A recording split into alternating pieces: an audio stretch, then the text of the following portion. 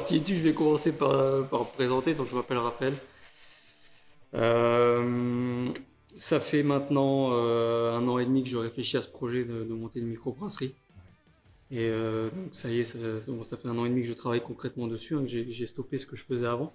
J'étais un peu dans la recherche scientifique. Le projet, c'est la convergence entre une passion pour le produit, le procédé de brassage, etc.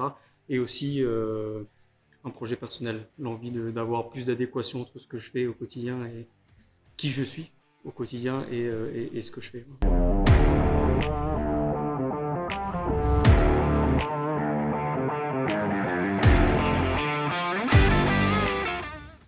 Je suis revenu de loin, hein, parce que je me souviens, mes parents étaient pas trop des consommateurs de bière, ou alors le genre 33 Export qu'on trouvait à Lidl à l'époque, là.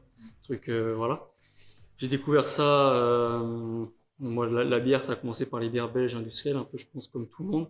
Et après, comme dit, c'est cette année aux Pays-Bas où c'était un bar à bière craft international, où au final j'ai découvert le produit comme ça. Et après j'ai fini par m'y intéresser en rentrant, m'intéresser au process, etc. Et quand on commence à goûter des produits, on commence peut-être par Brewdog et puis après on découvre des brasseries, des crafts françaises très sympathiques, mais on a envie d'aller, moi, j'ai eu envie d'aller plus loin aussi, hein.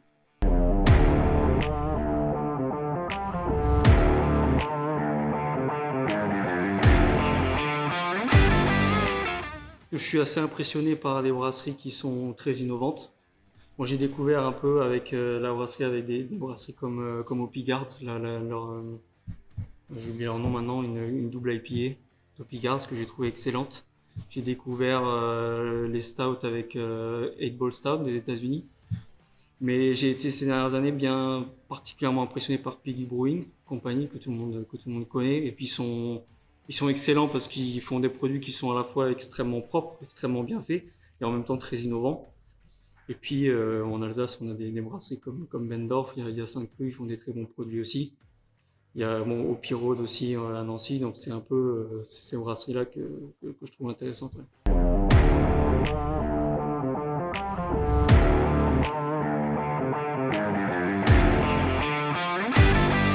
Alors le projet, bon, j'avais cette passion, l'envie de créer quelque chose. Je pense que j'ai un esprit entrepreneur malgré tout, l'envie de faire quelque chose par moi-même, ça c'est un premier truc. J'ai eu par ma formation envie de savoir ce qu'il y avait dans le brassage, dans le procédé, donc l'envie de découvrir ça. C'est comme ça que moi je me suis lancé, j'étais en thèse en plus quand j'ai commencé à brasser, donc je me suis vraiment mis, j'ai pris mon temps et j'ai développé ça. Donc il y a cette passion-là pour le produit, la dégustation, pour le procédé. Et comme dit, là où moi je travaillais, c'était hyper intéressant, mais j'avais envie aussi qu'il y ait un lien avec ce que je suis. Et ce que je suis, c'est directement rattaché à ma foi, c'est vrai. C'est ce qu'on retrouve dans le logo et dans le refuge.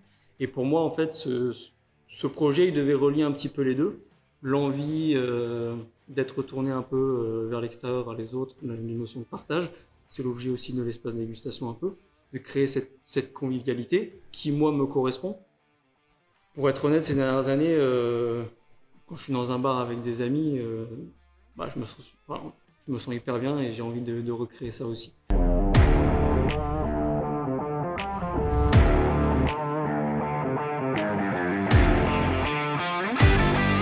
voulu aussi démarrer la consigne des bouteilles. Alors c'était un peu le projet dans le projet, c'était pas initialement prévu, c'est pour ça qu'aussi j'ai fait une campagne de financement par rapport à ça qui a été un succès, donc c'est bien. Donc l'idée c'est qu'on consigne un peu toutes les bouteilles, qu'on les renouvelle. Ça évite de repasser par tout le cycle de recyclage. Donc ça c'est vrai que c'est un point important.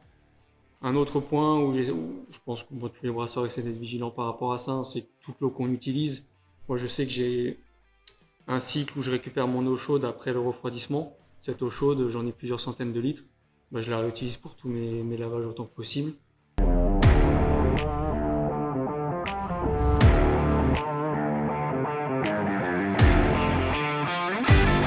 Je sais que ma gamme permanente, je pars sur 3 bières.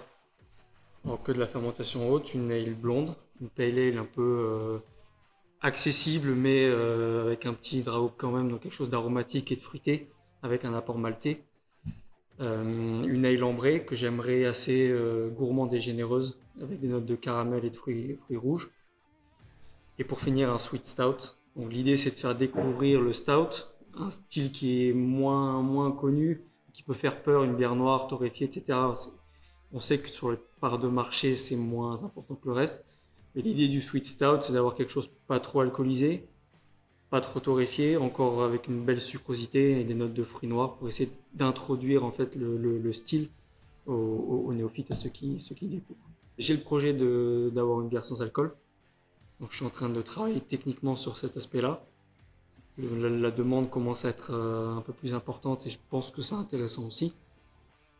Et bien sûr des bières éphémères. Alors, je ne saurais pas dire aujourd'hui ce que je vais faire, mais de la Weissbier à l'IPA, la New England IPA, tout ce qui est sour je ne maîtrise pas encore, mais certainement que j'en ferai également.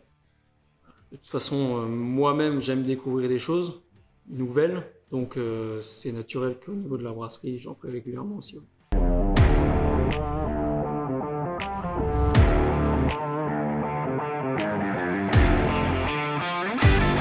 Eh bien, écoutez, les amoureux, j'en fais partie, clairement.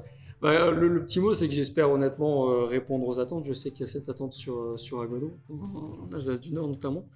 Donc j'espère pouvoir, que tous ceux qui viendront pourront apprécier la convivialité du lieu, qu'on a essayé de faire la plus agréable possible.